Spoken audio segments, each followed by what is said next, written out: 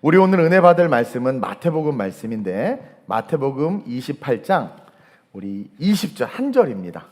우리가 다 알고 외우는 말씀인데 이 한 절 말씀을 가지고 오늘 같이 말씀을 나눌 텐데요. 한 목소리로 함께 합독합니다. 오늘은 시작. 내가 너희에게 분부한 모든 것을 가르쳐 지키게 하라.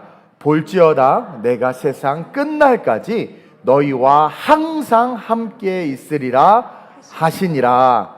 아멘. 오늘 이 본문을 가지고 따라합시다. 가르쳐 지키게 하라. 우리 옆 사람에게 이것은 당신의 사명입니다. 여러분, 가르쳐 지키게 하라 오늘 명령하셨죠? 내가 너희에게 분부한 모든 것이 뭘까요? 우리를 티칭하신, 가르치신 예수님의 모든 말씀이죠. 그것을 우리가 어떻게 해야 돼요? 이제 배웠으니까 가르쳐야 하고, 가르치는 것뿐만 아니라 그 사람이 그 배운 것을 지킬 수 있도록, 이따 얘기하겠지만 항상 곁에 우리가 서 있어야 돼요. 그 사람 곁에. 그래서 성령님이 우리 곁에 서 계시는 거예요. 그것을 지킬 수 있게 하기 위해서. 제가 굳이 말하지 않아도 이 세상에서 가장 위대하고 뛰어난 스승은 우리 예수님이죠. 예수님만큼 위대하고 뛰어난 스승이 어디 있겠습니까? 우리 예수님은 우리를 구원하기 위해서 그 죄를 감당하시려고 오셨어요. 사실은 그 십자가, 그것을 완성하시려고 오셨는데, 그보다 더 중요한 것이 왜 예수님이 이 땅에 오셨고 또 그 십자가가 무엇이며 우리가 어떻게 살아야 하고 어디를 향해 가는 존재인지를 아는 게 중요했기 때문에 십자가 사역이 완성되기까지 사실은 짧은 시간입니다. 한나절 우리 주님 십자가에 달려 계실 때 그 짧은 그 시간이 중요하지만 그것보다도 더 중요한 것이 뭐냐면 그 십자가 사역의 완성까지 우리 주님이 쉬지 않고 우리에게 가르치는 그 사역, 그것에 올인하신 것을 통해서 아무리 구원을 완성하면 뭐예요? 우리가 그 십자가가 뭐지? 우리는 어디로부터 와서 어디로 가는 존재인지를 모르면 의미가 없는 거예요. 지금도 십자가로 사람들이 안 달려가잖아요. 복음에 대해서 들으려고 하지 않고 예수님에 대해서 관심을 갖지 않고 오히려 기독교에 대해서 관심은커녕 잘못된 편견을 가지고, 그렇죠? 우리를 색안경을 끼고 본단 말이에요. 그래서 우리는 뭘 해야 돼요? 가르쳐야 되는 거예요. 그리고 가르친 것을 그 사람이 예수를 고백하고 죽을 때까지 끝까지 곁에서 지켜줘야 된다는 거죠. 그래서 예수님은 내가 십자가 지는 사역이 크고 위대하지만 그것보다 더 중요한 것이 그것의 의미를 아는 것이기 때문에 가르치는, 티칭하는 사역에 올인하셨다. 그래서 그 예수님의 가르침을 잘 받고 제자가 된 자들은 성령과 함께하는 삶이 되고, 그러니까 성령과 함께 삶이 뒤바뀌어 버렸어요. 인생이 바뀌어 버려서 위대한 삶이 됐다라는 거죠. 갈릴리 어부 출신들이 당대의 모든 제도, 문화, 특별히 기득권, 그것을 뚫고 중동 지역에서, 여러분 그 지역에서 어떤 그 기득권을 뚫는다라는 것은요 쉽지 않아요. 지금도 마찬가지예요. 근데도 불구하고 갈릴리 어부 출신들이 당대의 모든 제도와 문화와 기득권을 뚫고 수백, 수천, 수만 명을 이끄는 지도자로 세워졌다라는 거, 예수님께서 열어놓으신 십자가의 길로 생명을 인도하는 그런 위대한 삶이 되었다는 거, 여러분 이건 대단한 축복이면서 동시에 능력이다라는 거죠.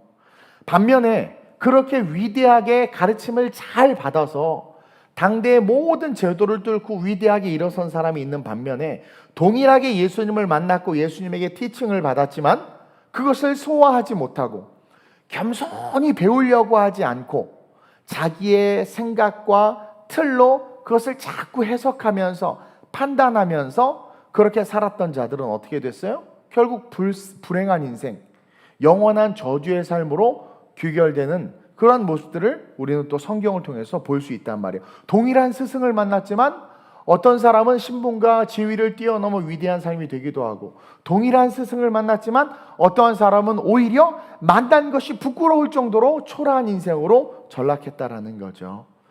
열려진 십자가의 길이지만 우리가 잘 배우지 못하고 또 우리가 잘 가르치지 못하면 오늘날 이단들이나 잘못된 성경 지식과 잘못된 신앙을 가진 자들처럼 그들이 믿는다고 해요. 믿는다고는 하지만 그 끝이 절망이고 어둠이 될 수 있다라는 거예요. 그래서 가르치는 게 너무 중요하고 잘 배워야 하고 좋은 스승을 만나는 게 너무 중요하다라는 거죠. 그래서 주님은 마지막에 부활하셔서 승천하기 직전에 우리에게 자, 이것이 얼마나 중요한지 너희가 알아야 돼. 그래서 너희는 내가 하늘에 올라가지만 너희는 끝까지 그것을 가르치고 그것을 지키게 하라. 우리에게 말씀한 거예요. 왜? 연약하고 소외되고 상처받고 아프고 찢기고 병들어서 그렇게 인생을 살아간다 한다 할지라도 너희가 내게 배운 그 복음을 너희가 잘 소화하고 그 복음을 잘 가르치면 그 한 사람이 사회적, 문화적, 제도적 모든 그 틀들을 깨고 하나님께서 기뻐하시고 온전히 여기시는 위대한 삶, 상상하지 못했던 그 멋진 삶을 살 수 있기 때문에, 그 소망이 있기 때문에 우리에게 그렇게 말씀하신 거예요. 우리가 정말 예수 그리스도를 만났고 믿고 구원의 은혜를 누린다면 우리는 주님의 지상 대위임령 속에 있는 교사로서, 선생으로서, 가르치는 자로서의 삶을 살아야 하고, 그리고 가르침을 받은 대로 그것을 지킬 수 있도록 끝까지 함께하는 스승이 돼야 되는 거예요. 그래서 오늘 스승의 주일날 옆 사람 잠깐 한번 보시고 여러분들이 스승이라는 거죠. 오늘이 마태복음 28장 20절의 이 말씀은 가르쳐 지키게 하라. 다른 말로 말하면 너희가 이 세상에서 선생이 되라. 너희가 이 세상에서 스승이 되라. 그리고 너희가 누구에게든 복음을 전하고 누구에게든 그 사람에게 진리를 가르쳤다면 그 사람 곁에서 끝까지 그 사람이 그 복음을 지킬 수 있도록 너는 그 사람을 지키는 자가 되라. 그래서 성령이 우리에게 보내준 거예요. 예수님도 성령이 우리를 끝까지 지키잖아요. 오늘 본문 다시 한번 읽어볼까요? 28절 시작. 내가 너희에게 분부한 모든 것을 가르쳐 지키게 하라. 볼지어다 내가 세상 끝날까지 너희와 항상 함께 있으리라 하시니라. 아멘. 예수님이 함께 있다고 말씀하신 것처럼 남편 곁에, 아내 곁에, 자녀 곁에, 여러분들의 동력자 곁에, 교인 곁에 가르치고 지키는 삶으로 끝까지 함께 서 계시는 그런 우리가 되어야 될 줄로 믿습니다. 여러분, 우리는 이 세상에 스승으로 가르치는 자가 되어야 하며 또 스승으로 제자를 두어야 하고 스승으로 그 제자들이 끝까지 그 말씀을 지킬 수 있도록 함께 해야 된다는 거예요. 그것이 예수 믿는 자들이 가진 본질적인 사명입니다. 그래서 첫째로 시작. 인간은 배움을 통해 성장하는 존재이기에 우리는 가르치고 지키게 해야 합니다. 여러분, 인간은요 배움을 통해서 성장하는 존재입니다. 그래서 가르쳐야 되는 것이고, 그리고 그 가르친 것이 지켜져야 본질적으로 위대한 삶을 일어설 수 있기 때문에 옆에서 인파워링, 힘을 부여해 줄 수 있어야 된다는 거예요. 인생을 살면서 좋은 스승을 만나는 건 정말 중요하고 정말 큰 축복이에요. 설사 부모를 잘못 만나서 학대를 당하거나 버림을 받았다 한다 할지라도 그 인생에 좋은 선생님을 만나면 그 인생은 완전히 뒤바뀔 수 있는 거예요. 마치 습관과 같아요. 내가 타고난 천성이 아무리 악할지라도 좋은 습관이 들면 타고난 천성을 이겨서 위대한 사람이 될 수 있어요. 그러나 타고난 천성이 아무리 좋아도 좋지 않은 습관을 들이면, 잘못된 선생을 만나면 타고난 천성을 파괴하고 우리의 삶은요 이로 말할 수 없는 구렁텅이에 던져질 수밖에 없다라는 거예요.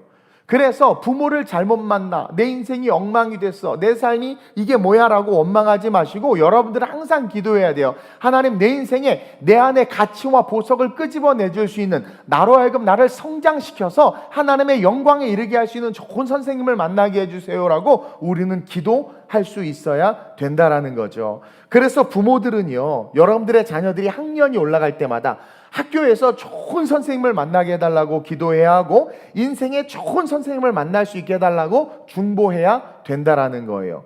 또 교회는 좋은 교회 학교 선생님들을 세워야 돼요. 저와 여러분들은 이 세상에서, 이 동백에서 좋은 선생님으로 가르치는 자로서 마트에 가야 되고, 좋은 선생님으로 가르치는 자로서 식당에 가야 되고, 좋은 선생님으로 여러분들 아파트 주민들과 이웃들에게 서 있을 수 있어야 된다라는 거죠.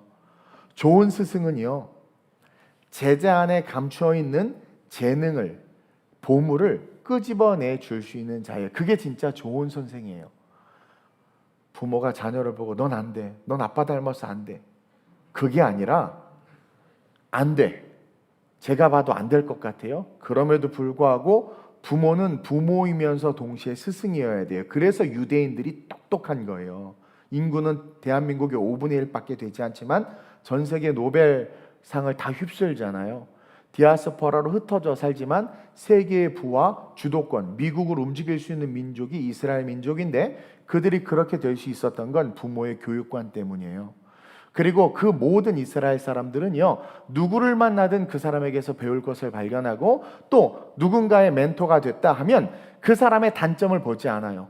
그 사람 내면에 있는 가장 좋은 것들, 그래서 그 아이조차도 모르는 그것을 끄집어내 줄 수 있는 좋은 선생들이 되었기 때문에 이스라엘 사람들, 이스라엘 자녀들이 훌륭하게 클 수 있었다라는 거죠. 그래서 정말 좋은 스승은 제자 안에 감춰져 있는 재능, 그 보물을 보고 끄집어내 줄 수 있어야 돼요. 우리 예수님이요, 갈릴리에서 고기 잡던 제자들을 바라보시면서 그 안에 놀라운 가능성과 보물이 있음을 보고 그들을 부르시고 가르친 거예요.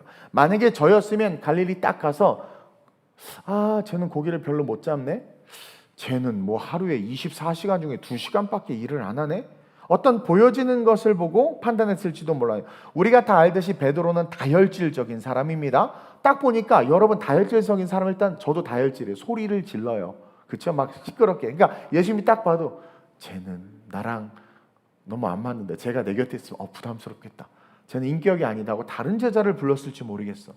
근데 주님은 그렇게 소리 지르고 꽥꽥대는 베드로를 바라보면서 그 보여지는 현상이 아니라 아무도 바라봐 주지 못했던 베드로 내면에 있는 모든 세상의 기득권을 누르고, 심지어 거꾸로 십자가에 달려 로마 정권에 두려워하는 것이 아니라, 그리고 그 극악무도한 십자가형 앞에서도 내가 감히 예수님과 동일하게 십자가에 달려 죽을 수 없다, 나는 거꾸로 십자가에 달아라 라고 말할 정도로 그렇게 헌신적이며 주를 위해서 희생할 수 있는 마음이 있는 것을 바라보셨기 때문에 베드로를 딱 택하신 거예요. 그 사람의 인생의 끝을 우리 주님은 보시는 분이란 말이에요. 그래서 그 훌륭한 제자, 그래서 12제자들 중에서 최고의 지도자, 그 다혈질적이고 지도자가 되면 분열시킬 수밖에 없는 그런 연약한 자일 수밖에 없는데 그가 그러한 자가 될 수 있었다라는 거죠. 그래서 아무리 못나고 부족해도 정말 좋은 스승을 만나면 모든 핸디캡을 뛰어넘어서 훌륭한 사람이 될 수 있어요. 훌륭한 수준을 넘어, 짐 콜린스가 쓴 책이죠. 위대한 기업을 만든, 훌륭한 수준을 뛰어넘어 그레이트한, 위대한 삶이 될 수 있는 것은 내 곁에 누가 서 있느냐, 이것이 너무 중요하다라는 거예요. 아무리 못나고 부족해도 정말 좋은 스승을 만나면 우리의 삶은 완전히 바뀔 수 있다. 로마의 저항에서 거꾸로 십자가에 달려 죽을 수 있는 용기와 열정을 보시는 주님, 연약한 것 같고 조용한 것 같아. 그래서 어떤 고난이 와도, 이게 여러분 사도 요한 알죠? 사도 요한, 예수님이 너무나도 사랑했고 어떤 이상한 신학자들은 여자였다, 뭐 게이였다, 뭐 이런, 죄송해요, 미친 소리를 하는데, 그만큼 연약해 보이고 이렇게 뭐랄까 조용해 보이고 뭘 해도 못할 것 같은 그런 요한을 딱 보시고 예수님이 어떻게 하셨어요? 그를 택하사 어떤 고난에도 굴하지 않고 천국의 비밀을 담대하게, 그러나 아주 세세하게 기록해서 전할 수 있는 능력이 있음을 보고 그를 택하신 거예요. 그래서 그가 요한계시록을 썼잖아요. 스데반을 죽이고 교만과 오만에 빠져있는 사울을 보고 많은 사람들은 두려워가 그를 욕했지만 예수님은 그 안에, 그 사울 안에, 그 사울이라는 혈기가 왕성한 그 청년 안에 자기 목숨을 전혀 귀한 것으로 여기지 아니하며 죽음을 무릅쓰고 이방인들에게 복음을 전할 용사의 기질이 있음을 보고 그를 부르셨다라는 거예요. 저 같았으면 사울 같은 사람 안 써요. 저 같았으면 요한 같은 사람 안 쓰고 특히 베드로 같은 사람 곁에 안 둬요. 얼마나 스트레스 받겠어요. 근데 주님은 그러지 않고 그 내면에 있는 그 보석, 그 가치를 보고 끄집어내 주셨다라는 거죠. 그게 스승이다. 부모는 가정에서 가장 좋은 스승이어야 됩니다. 우리 아이들이 내 가르침, 부모의 가르침을 통해서 탁월해질 수도 있고 둔탁해질 수도 있어요.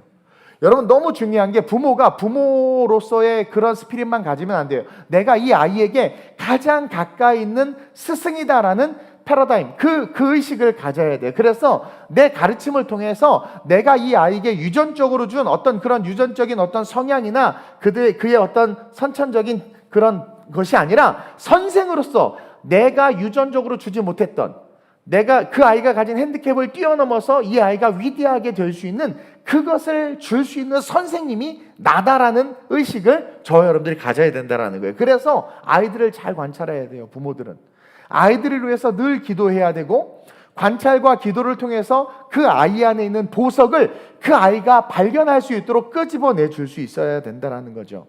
예수님이 제자들에게 그렇게 하셨어요. 나다나엘 알죠? 나다나엘은요, 어부이면서도 아주 율법을 공부하고 유식하고 똑똑했던, 그러면서 이성적이고 지적이고 교만했던 그런 친구란 말이에요. 빌립이 나다나엘에게 전도하는 거예요. 내가 예수님을 만났다. 너 한번 가서 보자. 내가 나사렛에서 예수라는 그 분을 만났는데 너무 멋있어. 가르침이 탁월해. 그랬더니 나다나엘이 뭐예요? 뭐라 그래요? 나사렛에서 무슨 선한 것이길. 이거 되게 들으면 되게 막 그래요. 제가 어디 집회 갔는 모임 갔는데 어디서 오셨? 너 동백에서 왔습니까? 아이 동백? 기분 되게 나빠. 내가 사랑하고 내가 목회하는 우리 동네.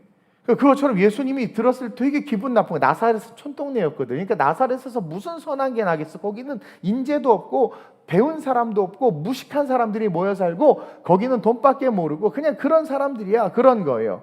근데 그렇게 예수님을 평가하던 나다나엘이 예수님을 대했지만 예수님은 나다나엘을 딱 보고 간사한 것이 없는 자다. 그러면서 그를 받아들여요. 결국 그 나다나엘, 우리 이탈리아 가보면 알겠지만 이탈리아 밀라노 두오모에 가면 그 두오모 성당 뒤쪽으로 돌아가서 우측에 보면 바돌로메가 서 있어요. 가죽 껍질이 벗겨진 채로 순교했는데 자기 껍질을 이렇게 몸에 두르고 있는, 우리 선교 가신 분들 보셨죠? 그래서 이쪽에 얼굴 모양이 있어. 가죽이야. 그리고는 다 벗겨진 근육만 이렇게 서 있는 그 바돌로메가 있는데 그 바돌로메가 바로 나다나엘이에요.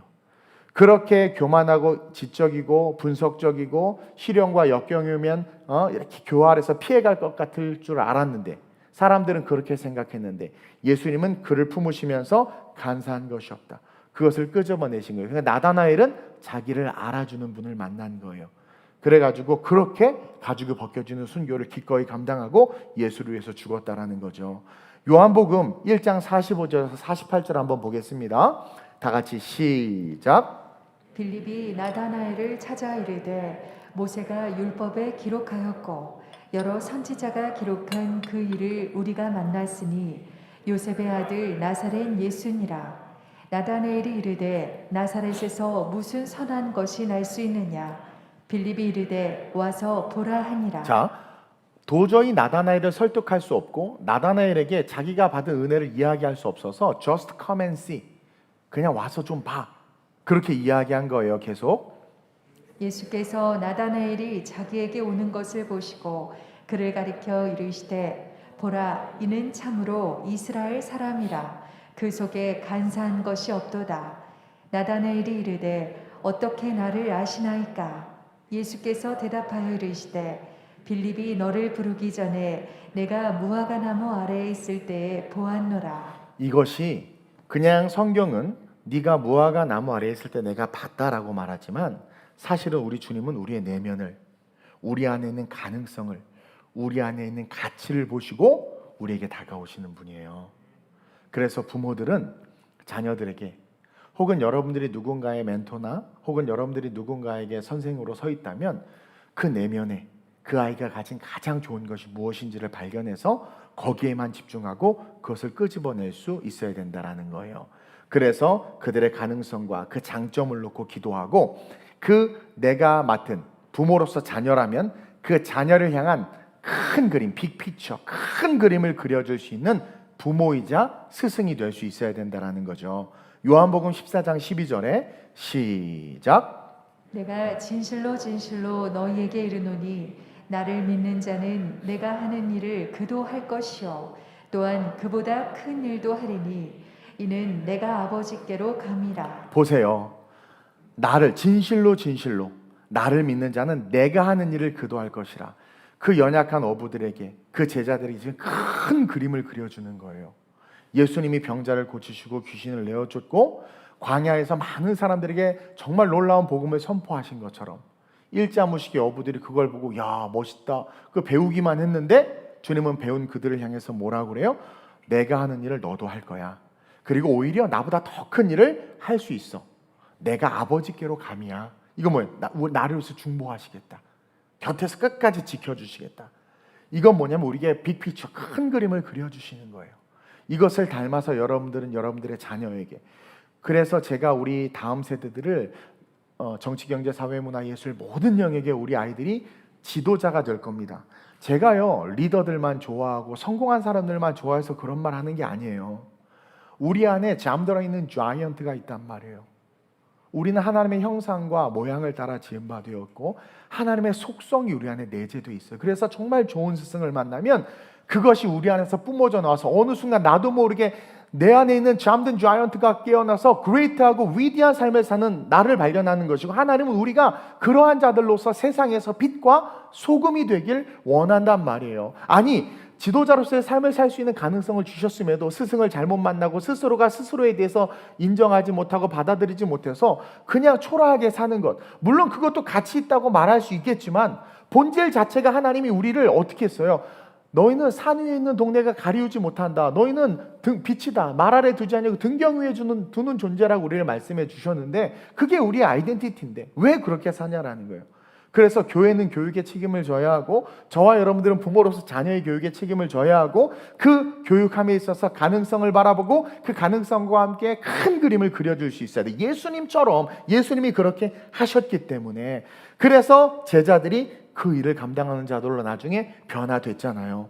즉 기도와 함께 말씀대로 예수님처럼 가르치고 제자들을 세우고 귀신을 내쫓고 병든 자를 치유하고 동시에 세상을 이끌 지도자들을 양육하는 존귀한 존재가 된 것이 서신서들에 계속 나타나고 있잖아요. 사도행전 이후에. 거기에 우리의 이름, 우리의 모습, 우리의 자녀의 모습이 들어있다라는 거예요. 예수님이 이렇게 말씀하셨죠. 이는 내가 아버지께로 감이라. 여기에 두 가지 의미가 있어요. 아버지께로 감이라 그렇게 말씀하시고 오늘 본문과 평행 본문으로 내가 세상 끝날까지 너희와 함께 있으리라 그랬어요. 아버지께로 가서 계신 예수님은 무엇으로 함께 하냐면 중보로 함께 하는 거죠. 그래서 우리가 기도할 때 마지막에 예수 그리스도의 이름으로 기도드립니다 할 때 인장이 딱 찍히는 거예요. 그래서 하늘 보좌 우편에 계신 예수님이 예수님의 이름으로 하나님 동훈이가 기도했습니다 올리는 거예요. 기도로 함께 하시고 동시에 내가 가야 너희에게 유익한데 내가 가야 보혜사 성령님이 오신다. 보혜사 성령님은 다음 주에 성령에 대해서 강의할 텐데 성령님은 구약에서는 직임과 직분 위에 임했어요. 성령님이 왕이라는 왕직 위에 성령이 임했고 제사장이란 제사장, 선지자란 선지자 직분에 임한 거예요. 우리가 원죄가 해결되지 않았기 때문에 Holy Spirit 성령이 내주하지 못해요. 못 들어와요. 그래서 직임과 직분에 있다가 사울 왕도 기름 부음 받아서 성령 임했잖아요. 사무엘이 안수할 때. 근데 그가 악신이 들리는 순간 성령이 떠나갔잖아요. 그러니까 구약의 성령은 직분 위에 임했다가 떠나기도 하세요. 그러나 신약의 성령은 예수 그리스도 십자가로 우리의 원죄가 해결됐기 때문에 예수를 구주로 고백한 자들에게 훅 들어오신단 말이에요. 내주하신단 말이에요. 불의 혀와 같은 것이 갈라져서 각 사람 위에 머리 위에 있던 이것이 구약이에요. 머리 위에 있었던 때가 구약이고 신약은 그것이 내주하시는 거죠. 그러니까 어떻게 내 안에 두나미 폭발적인 하나님의 역사가 나타나면서 러시아바 카이아바 방언이 터지기도 하고 손을 댔더니 신유가 일어나고 누군가 알 수 없는 말을 했는데 그것이 해석돼서 들려지고 멍청했던 내가 지혜와 지식의 은사가 임함으로 말미암아 갑자기 똑똑해지는 거예요. 그것처럼 그렇게 성령이 우리 안에 내주하시니까 이제 어떻게 함께 하는 거예요. 그래서 오늘 마태복음 28장 20절에 가르쳐 지키게 해라. 너희들이 순종하면 내가 세상 끝날까지 너희와 함께 할 거야. 하늘 보좌 우편에서 내가 보내준 성령으로. 그러므로 말미암아 그렇게 함께한 우리가 가르치는 거죠. 빅피처를 주는 거야. 그렇다고 위대한 삶이 될 수 있어. 너는 하나님께서 존귀야. 그래서 제가 일본의 손정희를 따라잡겠다고 젊을 때 뭣도 모르고 꿈을 꿨었던 이유가 복음이 들어오니까 뭐예요? 소망이 생기는 거예요. 꿈이 생기는 거예요. 아니 그렇게 되지 않아도 좋아요. 그냥 꿈이 커지니까 큰 꿈의 반 정도는 이뤄. 근데 처음부터 조그만 꿈을 꾸면 그 꿈의 반밖에 못 이루면 코딱지 인생 아니겠어요? 그러니까 여러분 내 입을 넓게 열라 내가 채우리라. 그래서 자녀들이 크게 말하게 하세요. 크게 외치게 하시고 큰 꿈을 꾸게 하세요. 그러면 최소 반이라도 가. 반이라도. 근데 처음부터 너는 네 아빠 보니까 글렀어. 그런 말 하지 마세요. 그런 말 하지 마세요. 우리 주님이 아버지께로 가셨어요. 이것은 무한한 가능성, 엄청난 축복이 우리와 함께 한다라는 거예요. 따라서 저와 여러분들은 우리를 위해서 중보하시는 그 홀리 스피릿 성령님이 계심을 기억하면서 인간은 배움을 통해서 성장하는 존재구나. 아, 그래서 주님이 가르치셨구나. 따라서 우리는 어떻게 돼요? 열심히 배우되 우리 역시 배움을 통해서 성장하는 존재인 인간에게 끊임없이 가르치는 자. 자녀에게도 부모이지만 선생으로서 교회 안에서 주변에서 가르치는 자가 되어야 된다. 그래서 둘째로 우리는 시작. 성령님과 같이 늘 함께함으로 지속적으로 가르치되 지킬 수 있도록 힘이 되어줘야 합니다. 자, 성령님이 우리와 함께 하심으로 말미암아 계속 우리 곁에 계시죠. 그것처럼 우리는 자녀 곁에 혹은 우리가 선생으로서 제자들 곁에 지속적으로 끝까지 곁에서 그들을 가르치되 그들이 그것을 지켜낼 수 있도록 우리가 힘이 돼줘야 돼요. 여러분 좋은 스승은요 제자들에게 힘이 돼주는 스승입니다. 인생을 살다 벽에 부딪히고 실패하고 넘어질 수 있죠. 그럴 때 생각나는 스승, 그럴 때 기대하고 의지할 수 있는 스승, 날 이해해주고 품어주고 다시 시작할 수 있는 힘을 줄 수 있는 스승, 그런 스승이 우리가 되어야 돼요. 왜? 성령님이 그런 분이 되어주시기 때문에. 믿지 않는 자들이나 아직 복음을 잘 알지 못하는 자들은 우리를 통해서 복음을 접하기 때문에, 그래서 바울이 나를 본받으라고 말한 거예요. 우리를 통해서 복음을 접하기 때문에 우리가 그러한 자들 곁에서 그런 삶이 돼줘야 돼요. 제가 아무리 힘이 없지만 예를 들어 제 제자가 벽에 부딪혀서 어려움이 있을 때 도와달라고 하면 제가 안 도와주겠어요? 근데 중요한 건 스승은 도와줄 힘을 또 갖고 있어야 돼요. 우리가 말씀대로 서 있으면 하나님은 또 그 힘을 주시죠. 어쨌든 그렇게 곁에서 가르친 자들이 그것을 지켜낼 수 있도록 돕는 자가 스승인데 우리 성령님은 그런 스승으로서는 퍼펙트 하신 분이라는 거죠. 요한복음 14장 16절입니다. 시작. 내가 아버지께 구하겠으니 그가 또 다른 보혜사를 너희에게 주사 영원토록 너희와 함께 있게 하리니. 예수님이 떠나가셨어. 제자들이 열심히 도전하는데 벽에 부딪히고 어려움이 오고 실패하고 쓰러져. 어떡하지 했더니 곁에 성령님이 계시는 거예요. 곁에서 지켜주시는 거예요. 보혜사, 파라클레토스, 곁에서 우리를 돕는 분, 즉 성령님이 우리에게 그런 스승이 됨과 같이 우리는 그 성령의 충만함을 받아서 자녀들 앞에서, 세상 앞에서 그런 스승이 되어야 된다는 거예요. 가르쳐도 안 되고 타일러도 안 되고 지긋지긋하게 변하지 않는다고 포기하는 것이 아니라 가르치되 흡수하지 못하고 잘 받아먹지 못해도 중요한 건 그 스승이 그 곁에 있어주면 되는 거예요. 잘 받아먹지 못하고 잘 배우지 못해도 스승이 그 곁에 있으니까. 베드로와 요한이 산에 들린 공회에 끌려갔어요. 막 성령의 충만함을 받았지만 그들이 하나님께 배운 말씀이 완전히 소화되지 않은 상태에서 산에 들린 공회에 잡혀갔어요. 오늘날 따지면 대법원에 끌려간 거예요. 많은 사람들이 정죄하고 판단하는데 어떻게 변명할 수 없는 거예요. 근데 갑자기 입이 딱 열면서 베드로가 뭔가 말을 하기 시작하는데 자기도 놀라는 거죠. 자기도 놀라운 말이 이렇게 나오는 거예요. 베드로 그 자체는 연약했고 그 위기 속에서 산에 들린 공에서 자기를 지킬 힘이 없었어요. 그 순간만큼은. 근데 그 순간 파라클레토스가, 스승이, 성령이 곁에 계셔준 거예요. 그래서 성령이 말하게 하심을 따라 말하니까 그 당대의 석학과 박사들이 뭐라고 이야기해요? 아니 잠깐만 서류 봐봐. 베드로 얘 갈릴리 어부 출신이고 이 초등학교 중퇴인데 근데 어떻게 이런 말들을 하지 하면서 깜짝 놀란 거죠. 성령님은 그런 스승이 되어주시는 거예요. 한국교회는 세상에 그런 스승이 되어야 하고 우리 성도들은 세상에서 그런 스승이 되어야 돼요. 좀 모자라고 못나고 부족할 때 판단하고 정죄하고 버리는 것이 아니라 그들이 벽에 부딪혔을 때, 그들에게 도움이 필요할 때, 그들이 아직 약하니까 곁에서 내가 힘이 되어주고 도와주는 그러한 스승으로서 성령과 같이 우리는 세상에서 일할 수 있어야 된다라는 거죠. 예전에 제 제자들 중에 지금은 제 곁에 없는 사람들이 몇 명 있는데 뭐 여러 가지 이유가 있어요. 근데 저랑 같이 함께 할 때는요, 어쩔 수 없이 선교를 가는 거야. 우리 초창기 때 선교 엄청 많이 다녔거든요. 어쩔 수 없이 막 같이 집회하고 어쩔 수 없이 막 음악회 하라고 자선음악회 하라고 하니까 하고 막 그래요.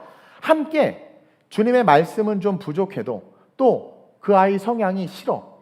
선교 가는 것도 싫어하고 집회에 오는 것도 싫어하고 싫어해.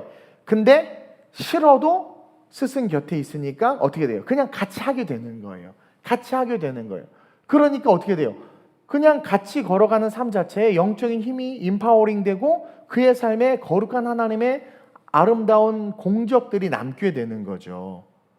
근데 떨어지고 멀어지니까 이제는 지키는 삶이 될 수 없는 거예요. 그 친구가 예를 들어 예배드리기 싫어요, 뭐 하기 싫어요 하더라도 스승이 곁에서 끌어주니까 예배도 지키고 그러면서 지키는 자가 될 수 있는데 멀어지니까 어떻게 돼요?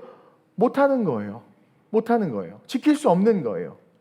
못나고 부족하고 좀 덜 받아들여도 스승과 함께하면 그 일을 지켜나가는 거죠. 그래서 여러분들 항상 교회 공동체 속에서 주의 종이 가르치는 말씀 속에서 교회가 걸어가는 복음 중심으로 걸어가는 그 길에 힘들어도 싫어도 같이 가야 되는 거예요.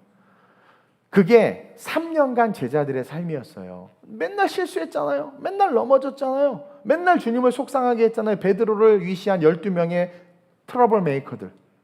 제자들이 아니라 트러블 메이커들이죠.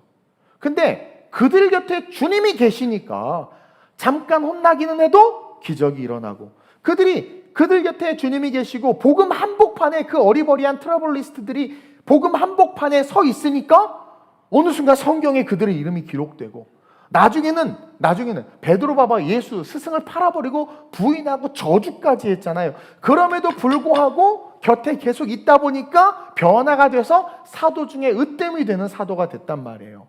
스승이 곁에서 지키게 했기 때문에. 그래서 스승을 끝까지 곁에서 지켜줘야 하며 제자는 절대 스승을 떠나지 말아야 하고 부모는 자녀들을 교회 학교에서 절대로 멀어지게 해서는 안 된다라는 거죠. 그래서 제가 예배를 강조하는 거예요. 계속 강조하는, 그 잔소리 때문이라도 나오면 여러분들은 지키는 자가 될 수 있기 때문에 저 역시 지키는 삶을 살게 되는 것이고, 그것이 가르쳐 지키게 하라라는 말씀이에요.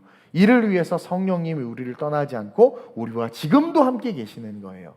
근데요, 중요한 것은 마지막 때가 되면은요, 사람들이 바른 교훈을 받지 않고 사욕, 개인의 욕심, 인간의 기본적인 욕구들, 그것을 따르기 위해서 스승들을 많이 둬요. 아니야, 저분은 저랬어. 저분은 괜찮다고 해서, 아유, 저분은 꼭 주일날 예배 안 드려도 된다고 그랬어. 그러면서 자기가 원하는 것을 이룰 수 있는 말을 해주는 스승들을 두기 시작하고 그 귀를 진리에서 돌이킨다고 성경이 이야기해요. 마지막 때가 가까이 오면 제자들이 스승을 떠나는 일이 많이 일어난다라고 이야기하는 거예요. 그래서 마지막 때가 되면 스승을 쉽게 바꿔. 옛날에는요, 한 번 스승은 영원한 스승이야. 저는 지금도 제가 예전에 스승의 주일날 했던 설교들을 이렇게 좀 찾아봤어요. 어제 보니까 제가 간증도 하고 참 여러 가지 이야기를 했더라고요. 마찬가지로 지금도 제가 초등학교 때, 국민학교죠, 저를 가르쳤던 그 선생님의 은혜가 아직도 내 안에 살아있어요. 그분 때문에 내가 십자가를 안 따랐어요. 진짜. 근데 오늘날은 너무 쉽게 스승을 바꾸고 교회도 쉽게 바꾸고 중심도, 신념도, 사상도 너무 쉽게 바꿔. 실리주의가 돼서 그런가? 왜 그럴까요? 주인이 내가 됐기 때문인 거예요. 예전에는 그래도 나는 자랑스러운 태극기 앞에 국가가 주인이었고요. 그러니까 애국심으로 모였고요. 그리고 공동체, 어떤 조직이 주인이었어. 그래서 막 따라갔어. 근데 이제는 완전히 인디비주얼한 삶이 중요한 거야. 개개인의 삶, 개인주의. 내가 주인인 거죠. 그러니까 나의 선생님이 필요해요. 공동체의 선생님, 공동체의 스승이 아니라 나의 스승, 내 개인적인 튜터링이 필요한데 그 튜터링이 뭐예요? 나의 사육을 위해서. 그런 일들이 일어난다는 거예요. 그래서 우리는 더욱더 마지막에 가까이 올수록 성령님이 우리를 떠나지 않으시는 것처럼 제자들과 자녀들 곁에서 우리는 떠나지 말고 그들을 지켜야 하며 계속해서 가르쳐야 하고, 제자인 우리 역시 절대로 복음과 예수 그리고 스승을 떠나서는 안 된다라는 거죠. 디모데후서 4장 2절에서 5절이 마지막 때에 대한 것을 우리에게 가르쳐주고 있어요. 시작. 너는 말씀을 전파하라. 때를 얻든지 못 얻든지 항상 힘쓰라. 자, 여기까지. 이게 오늘 마태복음 28장 20절. 내가 너에게 분부한 모든 것을 가르쳐 지키게 하라랑 이어지는 거죠. 디모데가 바울을 통해서, 바울이 스승이었죠. 선생님이었죠. 제자였어요. 디모데는 아들이었죠. 영적인 아들. 말씀을 잘 배운 거예요. 바울은 어떤 말씀을 받았겠어요? 복음서에 있는 예수님의 말씀을 받았겠죠. 이 마태복음 28장 20절의 말씀이 바울에게 왔고, 바울이 그것을 디모데에게 또 지금 가르쳐 주는 거예요. 디모데에게. 그래서 너는 말씀을 전파하라. 때를 얻든지 못 얻든지 항상 힘쓰라라고 하는데, 이것은 종말론적인 관점에서 지금 이야기하는 거예요. 계속 시작. 범사에 오래 참음과 가르침으로 경책하며 경계하며 권하라. 때가 이르리니 사람이 바른 교훈을 받지 아니하며 귀가 가려워서 자기의 사욕을 따를 스승을 많이 두고 또 그 귀를 진리에서 돌이켜 허탄한 이야기를 따르리라. 그러나 너는 모든 일에 신중하여 고난을 받으며 전도자의 일을 하며 내 직무를 다하라. 꼭 뭐 같아요? 성령님이 하신 일 같잖아요. 그렇게 하라라는 거예요. 이 마지막 때 곁에서 끝까지 지켜주는 스승, 곁에서 끝까지 지켜주고 연약하고 부족할지라도 계속 임파워링, 힘을 부여해서 그가 일어날 수 있도록 돕는 스승, 그러한 스승이 우리가 되어야 하고, 예수님이 그러시고 성령님이 그러셨던 것처럼 그러한 스승이 이 세상에서의 한국 교회가 되어야 된다는 거죠. 말씀을 준비하면서 제가 얼마나 부족한지를 깨닫게 됐고, 또 우리 교회가 아직 얼마나 연약한지를 깨달았어요. 그러나 깨닫는 데서 그치는 것이 아니라, 그렇기 때문에 더 감사한 게, 많이 알면 그것이 짐이 될 수 있지만 이제 응애에 태어났기 때문에 하면 되는 거예요. 그래서 저랑 같이 이 세상에서 주님 다시 오신 그날까지 절대로 주님을 떠나지 않게 하고, 또 삶의 자리에서 성령님과 같이 우리가 그들을 지켜주는 진짜 스승, 그러한 스승이 저와 여러분들이 되시길 주님의 이름으로 축원드립니다. 그러면서 마지막으로 시작. 마지막이 가까이 올수록 우리는 더욱더 가르치고 지키게 해야 합니다. 자, 이제 마지막이 가까이 온단 말이에요. 어제가 지나고 오늘이 되면 이 오늘은 종말과 하루 더 가까워진 거고, 또 내일이 되면 종말과 하루 더 가까워지는 거예요. 그날이 속히 올 것이라고 그랬는데 언제 올지는 아무도 모르지만 그날이 오는데, 그날이 되었을 때 저와 여러분들 땅을 치면서 후회하지 않는, 밖에 버리워져 이를 갈지 않는 그러한 삶이 될 수 있기를 위해서 우리가 제자가 된 상태에서 열심히 배움과 동시에 가르쳐 지키라고 했으니까, 그날에 오기 전에 우리가 스승이 되고 선생이 돼서 열심히 계속해서 끝까지 가르치고 지키게 하는 삶을 살아야 된다라는 거예요. 그게 방금 읽은 너는 말씀을 전파하라. 바울이 디모데에게 이야기했죠. 말씀을 전파하라. 때를 얻든지 못 얻든지 항상 힘쓰라. 이번에 여기 아파트 단지가 새로 들어서니까 우리 전사님이 전도해야 되겠다는 생각을 해서 우리 집사님들하고 의논해서 이렇게 시키지도 않았는데 자발적으로 전도를 했어요. 용인에서 딱 2교회 전도하러 나갔대. 뭐 코로나다, 그 사람들이 싫어할 수 있다, 뭐 여러 가지, 날씨도 덥다, 핑계가 많지만 때를 얻든지 못 얻든지 항상 말씀을 전파하라 하신 말씀에 순종한 거죠. 참 좋은 제자들이고 우리 교회 귀하죠. 우리 중고등부 아이들은 스스로 또 선생님하고 같이 우리 청소년들을 예수 앞으로 인도해야 되겠다 하면서 자기네들의 시간과 물질을 들여서 또 전도해. 다음 주부터 또 전도한다고 그래요. 요즘에 코로나 때 누가 전도해요? 유튜브를 보니까 뭐 교회에서 그 교대역 근처에서 전도하다가 사람이 신고해가지고 경찰이 와서 해산이 되고, 복음을 전했더니 이제 거리에서 전도하지 말라고. 점점 마지막에 가까울수록 여러분 세상은요 악해질 수밖에 없고 교회는 점점 더 고난 속에 직면할 수밖에 없어요. 성도들이 세상에서 사는데 여기저기 치이고 밟히고 찢길 수밖에 없는 거죠. 근데 교회 왔더니 교회가 지키고 서 있어 주는 것이에요. 목회자가 세상과 싸워주고 있는 것이고 성령님이 우리를 지키신 것 같이 또 동력자들이 우리를 지켜주고 얼마나 아름다워요. 우리 지금 자라나는 세대들 보세요. 요즘에 뉴스를 보니까 여러분 제가 분명히 우리 청년들하고 특강할 때 이야기했지만 그 프랑스 혁명을 통해서 파생된 페미니즘과 그 프랑스 혁명을 통해서 파생된 좌파적 사상들과 그런 어떤 이념들이 얼마나 이 하나님께서 우리에게 주신 복음을 회파했는지 몰라요. 페미니즘의 장점이 있을 수도 있지만 사실 그 안에 아주 좋지 않은 것들이 많아요. 근데 그런 무슨 비밀 조직이 있어서 아이들을 쇠뇌시킨다고 해서 지금 뭐 법원에 이게 하기도 하고 깨어있는 분들이 하기도 하고 또 여러분들이 알다시피 물론 좋은 교육들이 많을 수 있죠. 진보적인 교육이 필요할 수도 있지만 비성경적인 교육들, 그렇죠? 잘못된 교육들, 여자와 여자가 가정을 이룰 수 있다는 뭐 이런 이야기들 미국에서 벌써 10여 년 전부터 나온 이야기들인데 그런 것들이 법들이 지금 막 이렇게 되고 있는 우리 초등학교 아이들 우리 아이들 여러분들의 자녀들이 여러분들이 잘 모르나 본데 무의식 속에 그런 교육을 받으면서 지금 잘하고 있단 말이에요. 세상에 썩어질 것을 위한 잘못된 교육과 가치들을 무의식 속에 이렇게 지금 배우고 있단 말이에요. 근데 그렇게 배워도 교회 왔더니 집에 왔더니 엄마가 학교에서 그렇게 배웠구나. 근데 그것은 잘못됐어. 지켜주는 거죠. 교회에서 지켜주는 거예요. 진화론이 맞아요. 그래. 세상은 그렇게 말할 수 있지만 우리는 바이블 빌리버들이기 때문에 성경에 하나님께서 7일간 천지를 6일간 천지를 창조하시고 7째 날 쉬셨다고 한 것을 우리는 믿어야 돼. 답안지 쓸 때는 진화론이라고 쓸진 모르지만 너의 신앙 고백은 항상 창조론이어야 되라고 가르쳐주는 부모가 있을 때 어떤 교육을 받는다 한다 할지라도 그 자녀가 어떻게 되겠어요? 그것에 무너지겠어요? 그 속에서 세상을 지키는 자가 되는 거죠.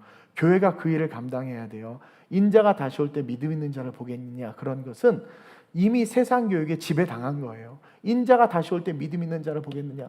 믿음은 들음에서 나며 들음은 그리스도의 말씀인데 그리스도의 말씀을 들려주는 스승이 없고 그리스도의 말씀을 온전히 전하는 교회가 없는 거예요. 신도시에 이사 가서 어떤 분이 교회를 갔는데 목사님이 맨날 철학자들 이야기만 하고 손주 이야기만 하고 맨날 세상 얘기만 하고 뉴스 얘기만 하고 은혜가 안 되는 거예요. 근데 계속 듣다 보니까 그냥 설교가 그런가 보다 하고 그렇게 듣는 거죠. 근데 어느 날 아름다운 우리 교회 왔더니 맨날 성경 얘기만 해. 제가 쓸데없는 예화 안 하잖아요. 그랬더니 야 답답해 미치겠다 이거 막 여기는 완전히 옛날인가 무슨 말씀 속에서 갇혀서 나오지를 않네. 그럴 수도 오히려 있을 수 있을 것 같아요. 근데 그게 아니잖아요. 교회가 세속화되면 안 돼요. 교회는 우리에게 준 이 텍스트를 우리의 삶의 컨텍스트 속에 들어가서 분명하게 계시해 줄 수 있어야 된단 말이에요. 그게 우리 크리스천들이고 그게 스승으로서 가르쳐 지키게 하라 말씀하신 주님이 우리에게 부탁한 사명이라는 거죠.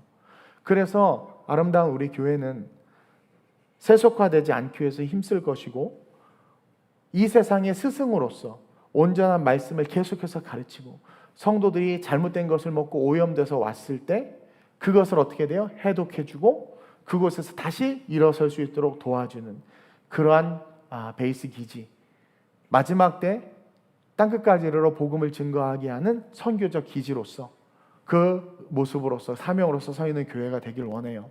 또 가정은 여러분들의 자녀들이 잘못된 비기독교적이고 비신앙적인 교육을 받고 그것에 쇠뇌돼서 그것에 지배당해서 엄마 난 나중에 결혼 안 하고 유전자로 어떻게 해서 애 낳을 거야 이거 요즘에 세련되게 그 쓸데없는 소리 할 때 그냥 후드로 패고 아니면 나 몰라라 하고 네가 아주 그게 아니라 앉혀놓고 가르쳐야 돼요. 성경이 그러죠. 딱 앉혀놓고 옆에 돌 하나 놓고 가르치라고 그러죠. 이렇게 너 일로 와봐 그러면서 가르쳐야 돼요. 친절하게. 예수님이 얼마나 친절하게 가르쳐 주셨어요. 그렇게 이야기를 하지. 근데 성경 봐봐. 그걸 교회 학교에서 뭐라고 배웠어? 요즘에 교회 학교에서도 지금 장로교 통합 측 장신대에서 계속 데모하고 있는 거 알죠? 왜냐면 동성애 동아리와 동성애 목회자를 지지하는 총장님이 총장이 되는 거예요 지금. 그러니 얼마나 이 신학교가 그것을 지지해. 근데 여러분 이게 인격이다, 인권이다, 맞다라고 말하는 게 지금 세상이란 말이에요. 하나님의 창조 질서를 교묘하게 파괴하고 하나님이 태초에 제정한 가정을 사탄이 만든 가정, 이것도 가정이다라는 것으로 변질시키고 있단 말이에요. 근데 우리는 모르고 속고 있는 거예요. 지금 그런 세상이고, 설교자들도 강단에서 퀴어 신학을 이야기하고 있는 이런 시대 속에서 우리가 깨어있지 못하면 어떻게 되겠어요? 그냥 세상의 쓰나미에 휩쓸려서 어느 순간 지옥의 음부에 떨어져 나가 있는 거예요. 내가 주님의 이름으로 못도 했고 그랬더니 주님이 너 누구냐? 난 도무지 너를 알지 못한다. 이게 나에게 주님이 하시는 말씀이어 봐요. 얼마나 깜짝 놀라겠어요. 따라서 우리는 끝까지 가르치고 지키게 하는 자가 돼야 돼요. 오래 참음과 경책하며 경계하며 권하는 삶, 그것이 진짜 스승의 삶이요 부모의 삶이 되어야 된다는 거죠.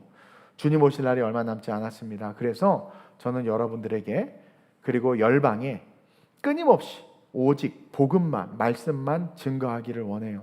그리고 여러분 역시 이 세상에 좋은 스승이 돼서 삶의 자리에서 때를 얻든지 못 얻든지 가르쳐 지키게 하는 자들이 되시길 오늘 이 시간 한번 결단했으면 좋겠습니다.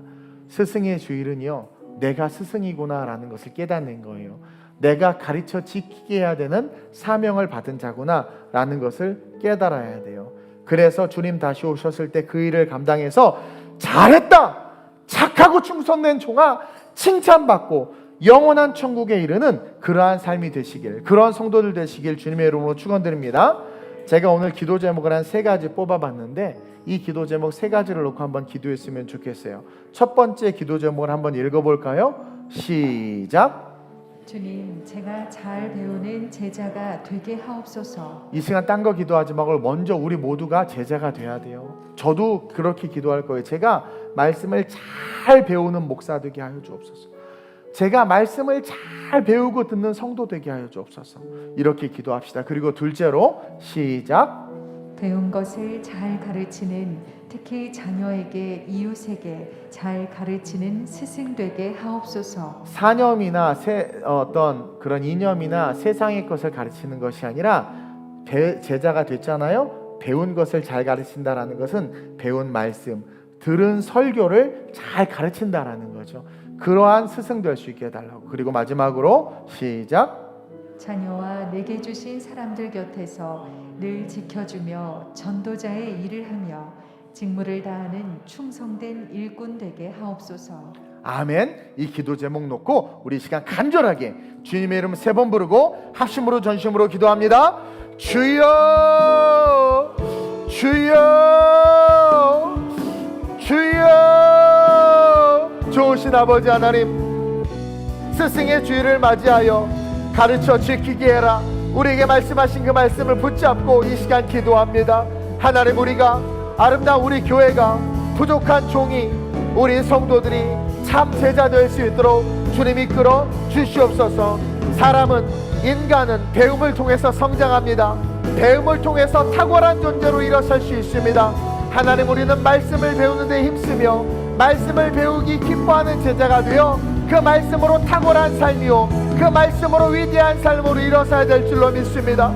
아름다운 우리의 모든 성도들이 이 스승의 주일을 맞이하여 잘 배우는 자들이 될 수 있도록, 좋은 제자들이 될 수 있도록 주님 이끌어 주시옵소서. 아름다운 우리 교회 역시 좋은 주님의 제자로서의 교회가 되게 하여 주시고, 온전히 배운 그 말씀을 가지고 이제 세상에서 잘 가르칠 수 있는 스승들로 서게 하여 주옵소서. 동백지역에, 이 용인지역에, 이 대한민국의 5대양 6대주의 아름다운 우리 교회가 잘 가르치는 교회, 복음을 복음되게 하며 예배를 예배되게 하며 마지막 천국을 바라보며 그 천국을 가르쳐 줄 수 있는, 예수의 십자가를 가르쳐 줄 수 있는 참 생명이 있는 교회 될 수 있도록 주님 이끄시고 인도해 주시옵소서. 또한 동시에 끝까지 이것을 지킬 수 있는 우리가 될 수 있도록 주님 인도하여 주옵시며, 때를 얻든지 못 얻든지 전도자로서의 그 직분을 잘 감당할 수 있는 우리 모두가 되게 하여 주옵소서. 특별히 우리 부모들 그 마음속에 내가 부모이기 이전에 스승되어야 함을 깨닫고 내 자녀가 가진 그 가능성과 가치가 무엇인지를 잘 살피고 그 아이들을 위해 기도하며 그 가능성을 끄집어내어 교육으로 위대해질 수 있음을 기억하고, 예수가 그렇게 하셨던 것처럼 우리 아이들을 복음의 일꾼으로 이 세상의 지도자들로 세울 수 있는 그런 부모들 되게 하여 주옵소서. 마지막 때에 세상에서 치이고 찢기고 지친 그 심령들, 그 영혼들이 하나는 기대할 수 있는 교회, 그들이 다시 한번 영적인 힘을 얻을 수 있는 교회, 그들이 의지하며 하나님의 공급을 받을 수 있는 교회, 성령과 같은 사역을 감당하는 교회, 그 교회가 아름다운 우리 교회 되게 하여 주시고, 그와 같은 교회로 이 교회를 세우는 성도들이 우리 성도들 되게 하여 주옵소서. 주님 오시는 그날까지, 끝날까지 함께하게 하여 주옵소서. 떠나는 자들이 없게 하시고 세상으로 가는 자들이 없게 하시고 사역을 위하여 자기의 스승을 두는 자들이 없게 하시고, 온전히 십자가 그 은혜로 세워진 이 아름다운 우리 교회 안에서 스승과 제자로서 종과 우리 성도가 영원히 함께하게 하여 주시옵소서. 마지막 때가 가까이 오고 있습니다. 마지막 때 구원받는 것이 가장 중요한데, 주여 가르치어 지키게 할 때 성령께서 내 아들을, 내 남편과 아내를, 우리 부모를 구원해 주실 줄로 믿습니다. 끝까지 포기하지 않고 전도자의 직분을 감당하게 하여 주옵소서. 하나님, 오늘 스승의 주일입니다. 주께서 부족한 종을 통하여 가르쳐 지키게 하라 말씀해 주셔서 오늘 우리 성도들과 함께 나누었습니다. 하나님, 아름다운 우리 교회는 이 세상과 이 시대의 스승이 되어야 하고, 부모는 자녀에게 부모이기 이전에 스승이 되어야 하며, 우리는 세상의 스승으로서 세상 사람들에게 가르치고 그들이 그 가르친 그 말씀을 잘 배워서 지킬 수 있도록 보혜사 성령과 같이 곁에서 돕는 자들이 되어야 될 줄로 믿습니다. 오늘날 세상에서 상처받고 찢기고 또 세상의 잘못된 교육으로 말미암아 헷갈려하며 방황하는 자들이 너무나 많음을 봅니다. 그럴 때마다 부딪히고 찢기고 밟히고 상할 때마다 아름다운 우리 교회가 스승으로서 그들에게 힘을 부여하며 그들을 지켜줄 수 있는 교회로 서게 하시고, 우리 자녀들 역시 세상의 수많은 가치관들과 부딪히고 혼란스러울 때 우리 부모가, 또 아름다운 우리 교회 학교가 그 자녀들을 지켜주며 그들이 복음으로 세상을 살아갈 수 있도록 힘을 부여하는 그러한 멋진 스승으로서의 부모, 교회 학교 될 수 있도록 또한 주님 역사에 주시옵소서. 인간은 배움을 통해서 성장하고 배움을 통해서 탁월한 존재로 변화됩니다. 하나님, 특히 복음은, 말씀은 불가능을 가능케 하며 없는 것을 있는 것처럼 부르며 능력 되신 그 주님으로 말미암아 주님보다 더 위대한 존재로 우리가 설 수 있음을 분명히 가르쳐주고 있습니다.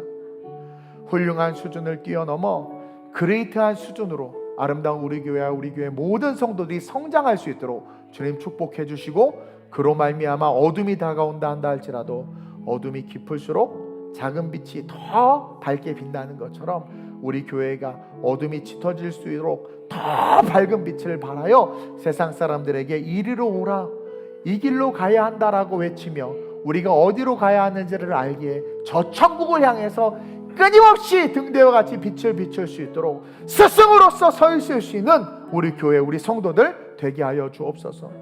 주님 다시 오시는 그날까지 우리 성도들, 부족한 종 주님 떠나지 않게 하시고, 특별히 우리 성도들 부족한 종과 아름다운 우리 교회를 떠나지 않도록 지켜 보호해 주옵소서. 오직 말씀 안에서 가야 될 곳이 어디인지를 분명히 아는 교회이고 목자이기에 그 길로 걸어가길 원하오니 함께 오직 말씀 안에 붙잡힌 바 되어 그 생명의 길을 걸어갈 수 있는 축복의 자녀들 될 수 있도록 우리 성도들에게 한없는 은혜와 은총으로 덧입혀 주옵소서. 감사함을 드리며 좋으신 예수님의 이름으로 축복하며 기도드립니다. 아멘.